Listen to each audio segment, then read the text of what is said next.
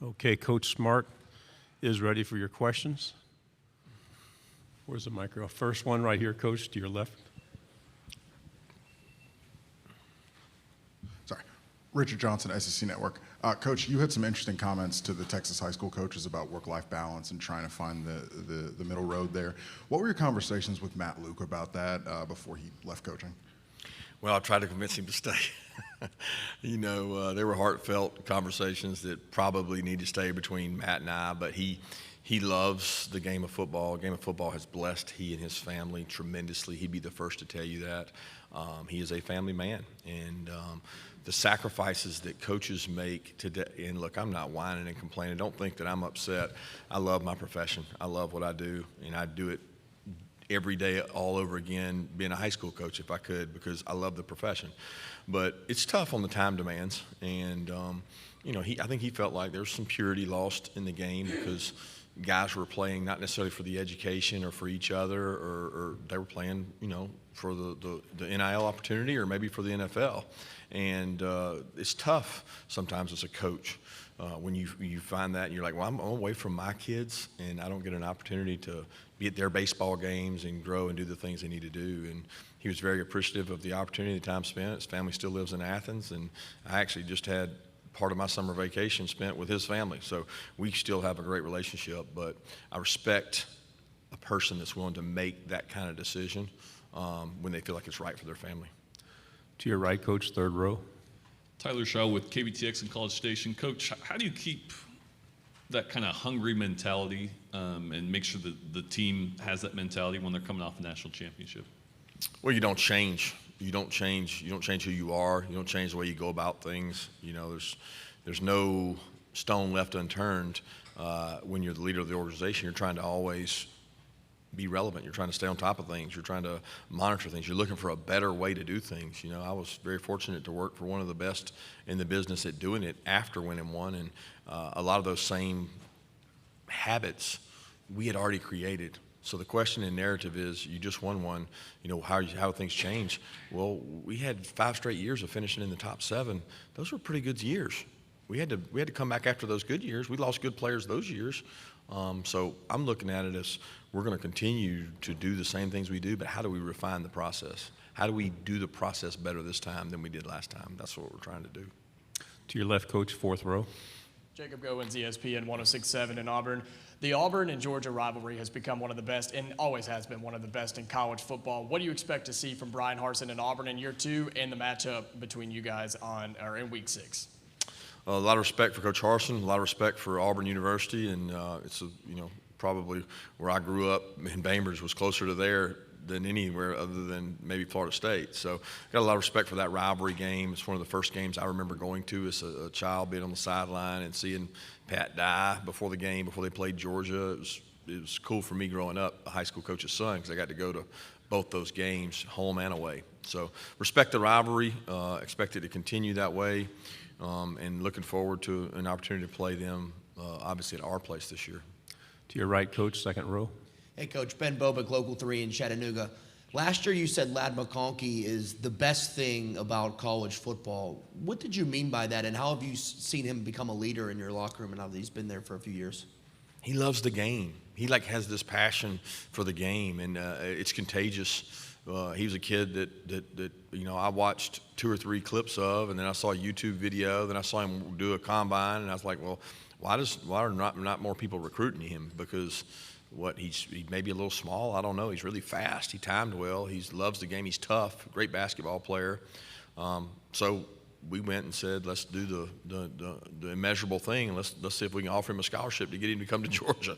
And he took it, and he practices every day as hard as he possibly can. He loves the game. He loves the University of Georgia, and he's what's right about the sport. Because for him to capitalize on NIL and opportunities, it's not really about that for him. It's about winning games for his brothers and fighting for his teammates. And I appreciate the way he plays the game.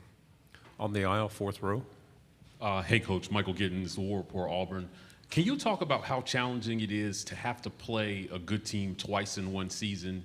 And do you feel like maybe the SEC championship game loss provided a blueprint for you to game plan in the national title game against Alabama?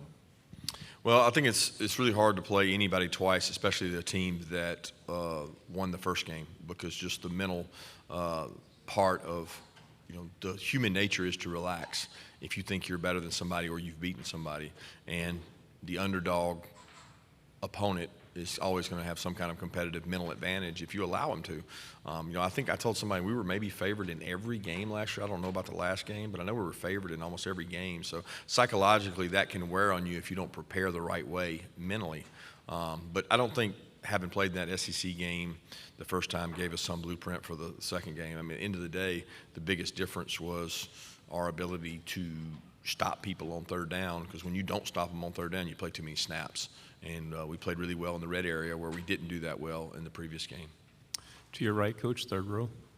Morning, Coach. Wes Blankenship on 3. When it comes to recruiting, is that something that came naturally to you early in your career, or did you have to learn from other coaches, refine that, and pick that up as you kept going further into your career? And if you can remember, how did your first attempt at recruiting a player go?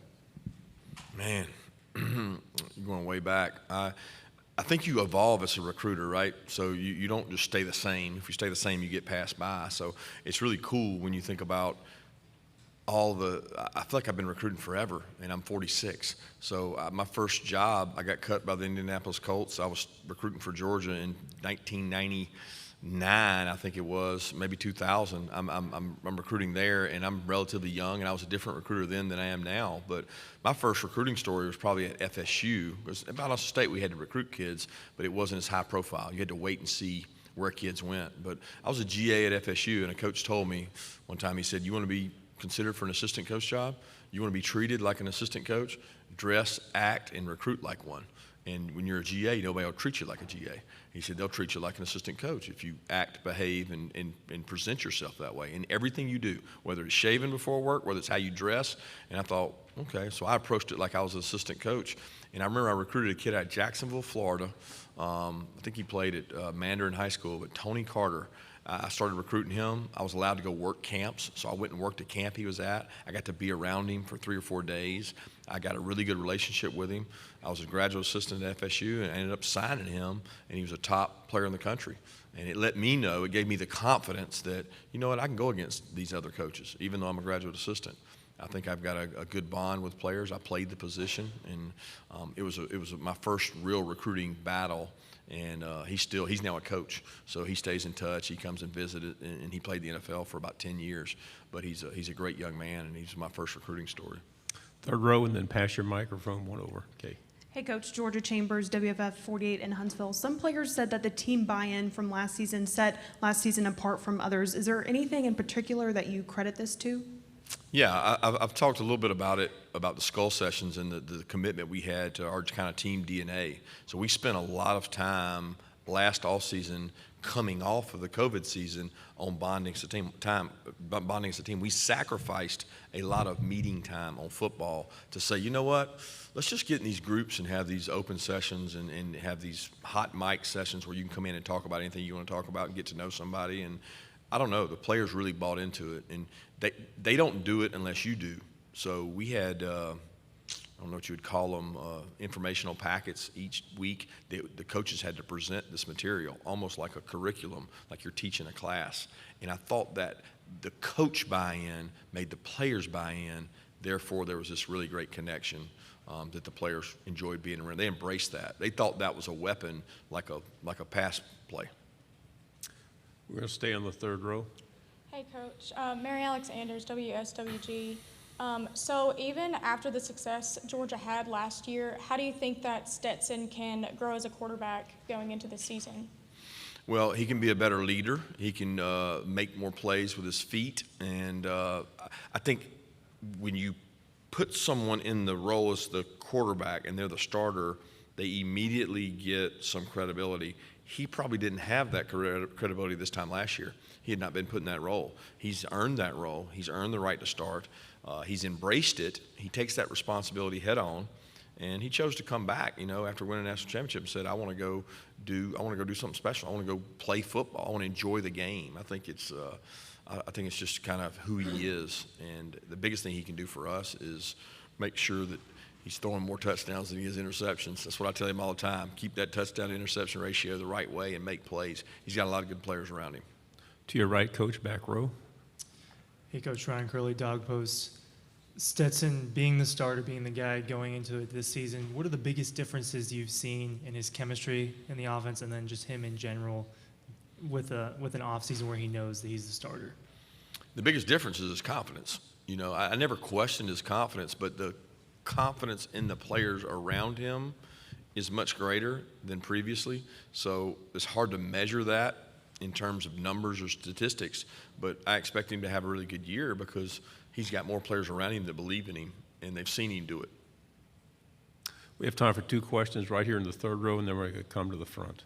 Hey, Coach Mark, Alice Mastrangelo with WSB. We saw a really cool moment in the hallway between Nolan Smith and head coach Sam Pittman. They embraced each other. Nolan's like, "Can I hug you?" And they did, and they shared some words. What does it just say about the program, even after coaches move on, that they still have that special relationship with the guys? Well, it's the bond of a coach. You know, I felt that way when I left Alabama or left other places to go somewhere, and you see those guys. I still remember, you know, the national championship game we lost, seeing Minka, who's a kid I recruited really hard and spent a lot of time with his family and got to know them so well, and you see him grow and have success, and then all of a sudden you run into him and you're going against him. You know, it makes it a special bond, and just that's the kind of person that Sam is, and he commands respect from both sides of the ball. I mean, Sam Pittman didn't coach Nolan Smith. You know, he went against him. But there's a bond there, and that's what's special about good people. Final question, front row. Hey, Coach, Jacques Doucet from WAFB TV in Baton Rouge. I know you don't play LSU this year, but just as a prominent head coach and the national championship winning coach last year, what are your thoughts on Brian Kelly joining the league coming from Notre Dame? Yeah, you know, I had a chance to go against Brian when he was at Notre Dame 2 years there at Georgia, and respect the job he does. I think he's very thorough, very intelligent. He has a system that he believes in. He does a tremendous job with that. Very thorough. I mean, when we played them I was at Alabama, and we played them, Notre Dame, in the national championship down in Miami. I just thought it was incredible watching their season and the way he managed their team. Just from top down, organizational management, I think he's really incredible. You think all the way back to the days, I think it was Grand Valley, when he was at Grand Valley State and I was at Valdosta State, he has won. He has a system that he believes in, and that's really more about how you get success. Do you believe in what you do? And he has a great system in that. Thank you, Coach. Appreciate your time.